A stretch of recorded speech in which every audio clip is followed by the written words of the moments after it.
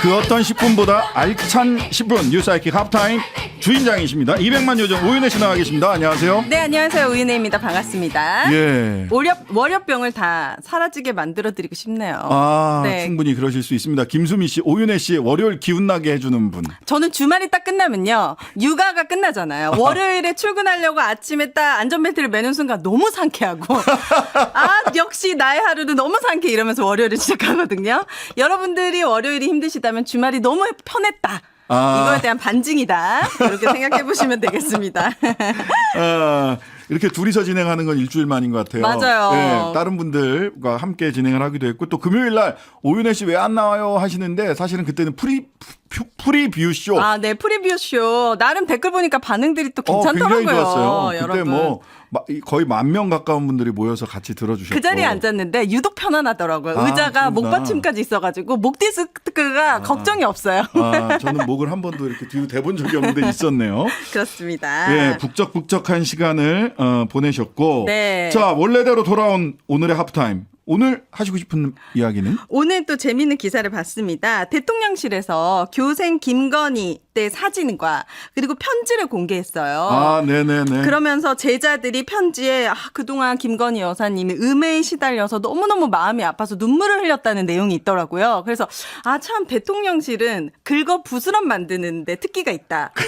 제가 너무 궁금한 거예요. 그 전에는 이제 김건희 여사의 허위라든지 경력 위조 돋보이고 싶어서 네. 뭐 이렇게 했다. 그런 얘기들이 되게 많이 있었는데 네. 갑자기 궁금해지면서 이 교생 사진으로 인해서 가장 중요한 팩트는 2021년도 말에 네.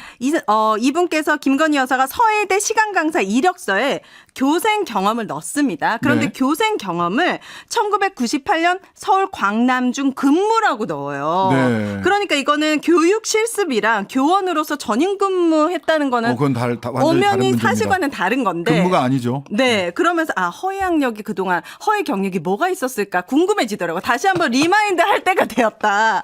그래가지고 제가 찾아보니까 이게 뭐 한두 가지가 아닌 거예요. 네. 이걸 뭐 다 담을 수 없을 만큼 한림 성심대 시간 강사, 서일대 시간 강사, 수원여대 견임 교원, 안양대 이렇게 모든 이력서에 최소 3가지 이상씩에 맞아요. 경력 위조가 있었고 제가 학교 이름을 살짝 바꾸시기도 하고. 네, 그랬더라고요. 그리고 네. 이 좀 독특했던 것은 수상 경력이었는데 네. 2004년도 서울국제 애니메이션 페스티벌 우수상 그리고 뭐 대상을 받았는데 문체부에서 확인해 본 결과 대상이 아니라 어떤 수상자 명단에도 김건희나 김명신이라는 이름 자체가 없었다. 맞아요. 그래서 이제 YTN에서 인터뷰할 때 뭐 돋보이려고 돋보이고 싶은 욕심. 그것도 죄라면은 죄다 이렇게 또 인정을 하기도 했잖아요. 네.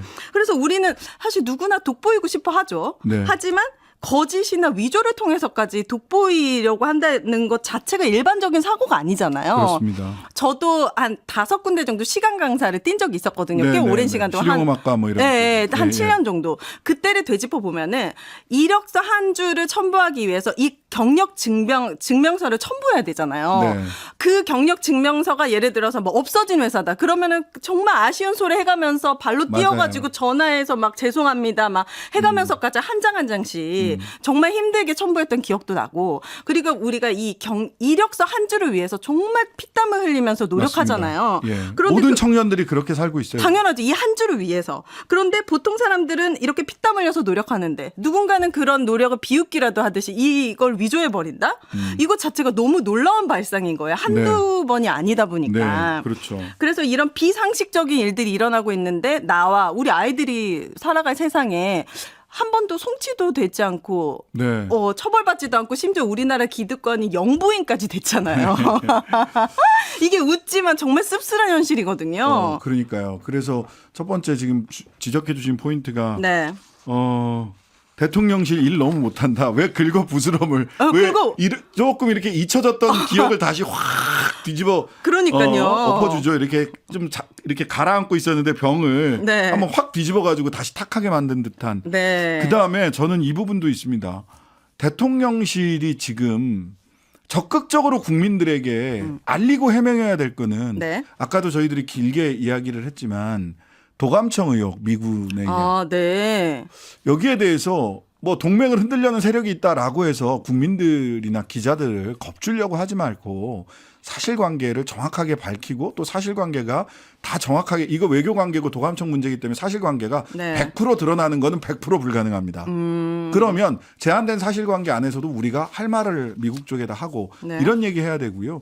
삼성이 어제 엊그제 그 실적 발표했는데 굉장히 실적이 저조합니다. 아, 네, 맞아요. 뭐 한 10조씩 뭐 5조씩 이렇게 남다가 600억 원인가 이 정도밖에 지금 안 남아가지고 큰일 났다. 그래서 감산하게 됐거든요. 네. 그러면은 이 문제를 어떻게 경제가 풀어나갈 거냐라든지 이렇게 국민들 삶에서 민생을 풀어나가야 될 많은 중요한 아젠다들이 있어요. 맞아요. 의제들이. 네. 근데 갑자기 교생 사진을 그 왜 올려? 갑자기 그러니까요. 저같이 깜빡깜빡 하는 사람들은 다시 한번 그걸 훑어보니까 더 분노가 나는 거예요. 네. 내가 그렇게 피땀 흘려 노력해온 것들을 누군가는 이렇게 비웃고 있구나.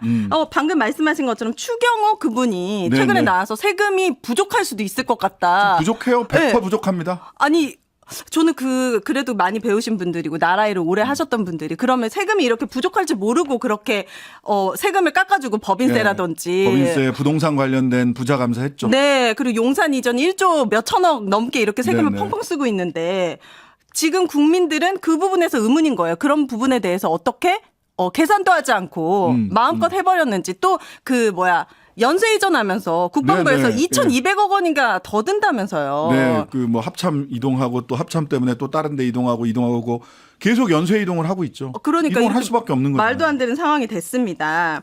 자, 두 번째는 네네. 아까 잠깐요. 네. 제가 삼성 실적을 600억이라고 했나요? 6천억입니다. 아. 근데 6천억도 엄청나게 많이 95.7%인가 거의 95% 이상 줄어든 거예요. 줄어든 전년도 거죠. 대비해서 네. 거의 100% 가까이 줄어든 거예요. 이게. 그러면 이번에 미국 갔을 때 반도체 관련한 이슈가 되게 중요하잖아요. 굉장히 중요합니다. 블랙핑크가 중요한 게 아니고 그렇습니다. 네. 아, 답답합니다. 자, 권경애 아시죠? 권경애 변호사. 네, 권경애 변호사 이야기를 또 변호사님이시니까 이렇게 법조인들에게 되게 관대한 것 같습니다. 3번이나 불출석해가지고 징계 조사가 7, 8월에나 나온다고 합니다. 왜 이렇게 오래 걸리는 겁니까? 일단 변협 입장에서는 오늘 그 결정을 해서 네. 그 조사위원회를 먼저 직관 조사를 하는 거예요. 보통은 변호사 징계 같은 경우는 누군가 신고하거나 고발을 해서 조사를 시작을 하는데 네. 누군가 따로 신고하기 전에 변협이 먼저 나선 건 맞아요. 직권으로 먼저 조사를 하겠다. 그다음에 조사 결과가 나오면 징계위원회에 조사에서 징계 사유가 나면 징계위원회 회부하겠다. 여기까지는 뭐 자연스럽게 갈 것 같은데 네. 변호사법이라든지 이런 데를 보면 사실은 어떤 특정한 징계를 할 때 대체로 2회 이상 징계받거나 2회 이상 금고 이상의 형을 받거나 네. 이럴 때 중징계가 내려집니다. 그러니까 몇 년간 변호사 업무를 못한다거나 아니면 영구 박탈한다거나 네. 변호사 더 이상 등록을 못하게 한다거나 그런데 네. 오늘 그 피해자 돌아가신 분의 어머님이 오늘 아침에 시선집중에서 인터뷰를 하시는데 변호사들 이거 꼬리 자르기 아니냐. 우리한테만 그런 게 아니라 이렇게 변호사로서의 자신의 의무를 다하지 않은 그래서 피해를 받은 수많은 서민들 국민들이 있지 않느냐. 꼬리 자르기식으로 권경에만 자르고 나서 권경에만 꼬리 자르는 문제 아니다라는 말씀을 하시더라고요. 저 그 말씀을 들으면서 네. 저도 이제 변호사로서 네. 정말 이게 막 너무 한편으로는 죄송스럽고 한편으로는 너무 화가 나는 거예요. 도대체 왜 항상 그렇잖아요. 그렇죠. 청소 안 하고 도망간 애 따로 있는데 선생님한테 혼나는 거는 남아서 청소한 애들이 혼나잖아. 그치. 네, 그렇죠. 네. 이게 뭔가 법이라는 것이 약자를 위해서 보호해줬으면 하는 태도인 줄 알았는데 기득권들은 그 법을 이용해가지고 더 네. 이득을 얻고 피해를 더 피해가고 감경되고 이런 부분들이 참 그래서 답답하네요. 저도 한번 돌아보게 되고요. 변호사로서 네. 제가 의뢰인들한테 잘못한 건 없나 조금 더 성의를 다해야 되지 않았을까 하는 돌아보는 계기가 됐고요. 네. 권경애 변호사는 자신의 책임 분명하게 져야죠. 져야 됩니다. 당연하죠. 그리고 그것으로 끝나지 않고 그 피해자 어머님께서 네. 돌아가신 분 어머님께서 말씀하셨던 것처럼 변호사들이 국민들에게 보다 더 높은 질 높은 법률 서비스를 할 수 있도록 네. 좀 제도적 보완 그리고 스스로의 각성 이런 계기가 됐으면 좋겠어요. 정말로. 그래요. 그리고 또 그 가해자들에 대한 처벌이 불가능해진 부분에 대해서 어떻게 해서든지 이 부분에 대해서는 불가능해. 아 그래요. 법적으로 끝났어요. 그게 제일 안타까워요. 이게 무슨 뭐 형사 재심을 통해서 몇 가지 아주 신라 같은 가능성이 없지는 않지만 네. 자칫하면 그 희망 고문 됩니다. 아 그래도 이렇게 많은 분들과 여론이 모아졌기 때문에 희망을 한번 우리가 바라봐야죠. 안 될 것 같아. 어쨌든 허위 경력, 위조 이런 것들은 반드시 처벌받고 땀과 노력이 보장받는 그런 대한민국이 되었으면 좋겠습니다. 예, 오늘 3부는 봉도사 정봉주 전 의원님과 함께 1년 남은 총선 민주당 전략 무엇인지 들어보도록 하겠습니다. 오늘의 하프타임은 여기까지. 감사합니다. 감사합니다. 하루 종일 기다려지는 진짜 시사. 평일 저녁 6시 5분 신장식의 뉴스 하이킥.